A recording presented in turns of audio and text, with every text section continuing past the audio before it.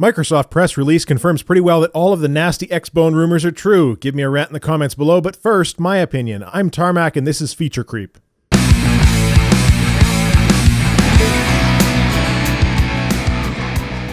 I have a bit of a problem with some of the press release Xbox One quote-unquote features, and excuse me if I add emphasis and clarity via sarcasm. I do apologize that this one's a bit on the longer side. My self-imposed 3-minute limitation for these episodes has become something like the pirate code, more guidelines than actual rules. So here goes. Quote, because every Xbox One owner has a broadband connection, devs can make persistent worlds. Translation, if you don't have a broadband connection, we don't want your business. Also, devs can already make persistent worlds and don't need the hardware to lock people with slow connections out of it. Next quote, you can game offline for up to 24 hours on your primary console or 1 hour if you're logged into a separate console accessing your library. Translation, if you have broadband but spotty broadband, we don't want your business. This affects rural customers, poor customers, military customers, and many countries across the world with terrible internet availability.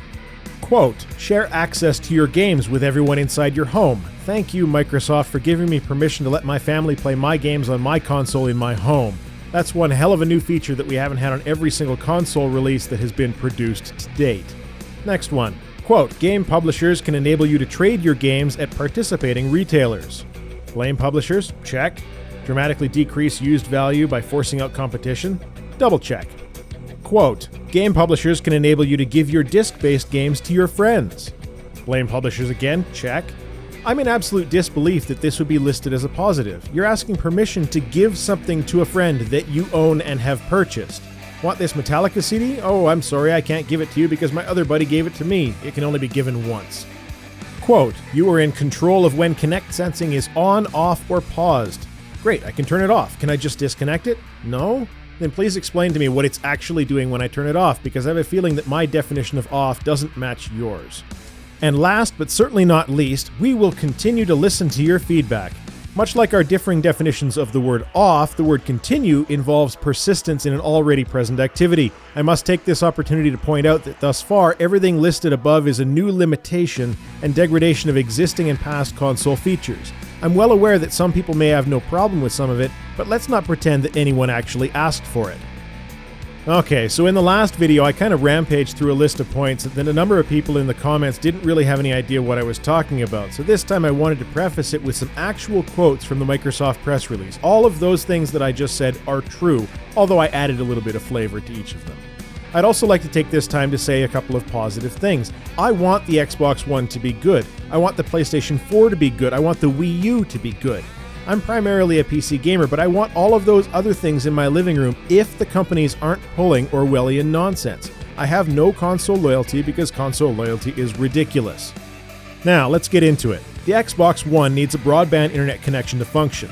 It checks home every 24 hours if you're on your own console and every 1 hour when signed in at a friend's place. This means that it checks in, of course, a lot more often than 24 hours, but has that as a base tolerance. This introduces multiple player limitations as well as being a point of failure.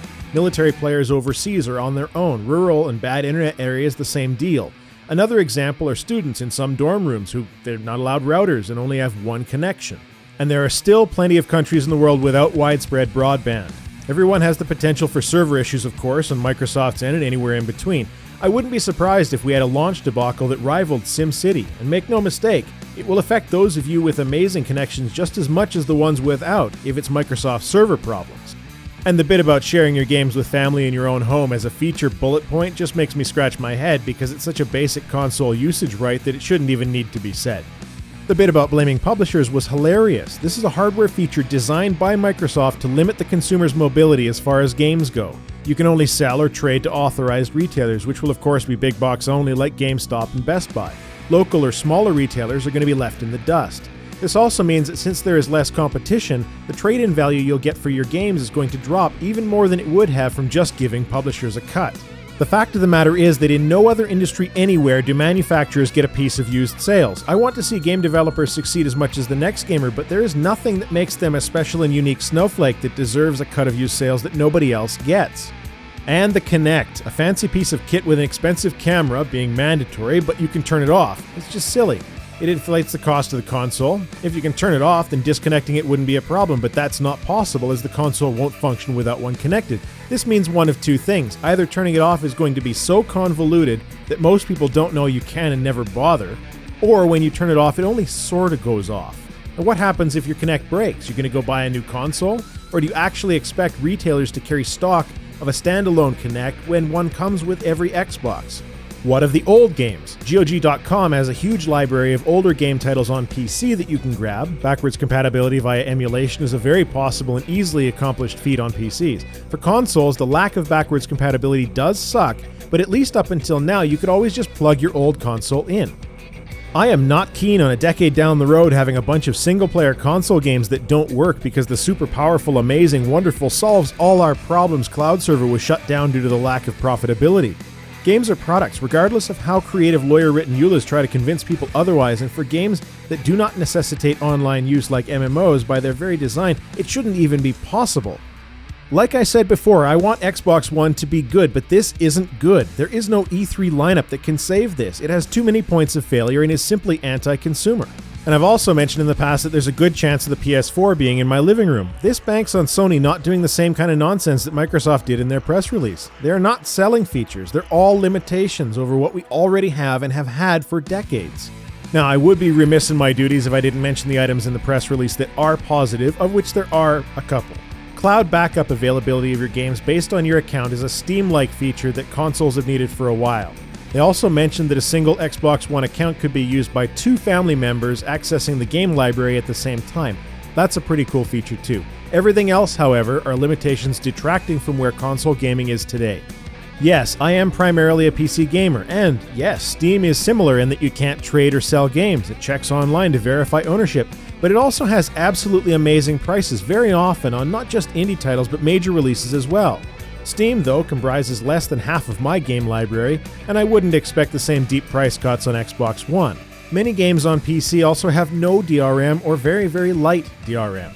And I'm not advocating piracy here, but if a major or minor company using DRM of any kind decides they want to shut their servers down, a crack to my legitimately bought and owned video game is just a few clicks away.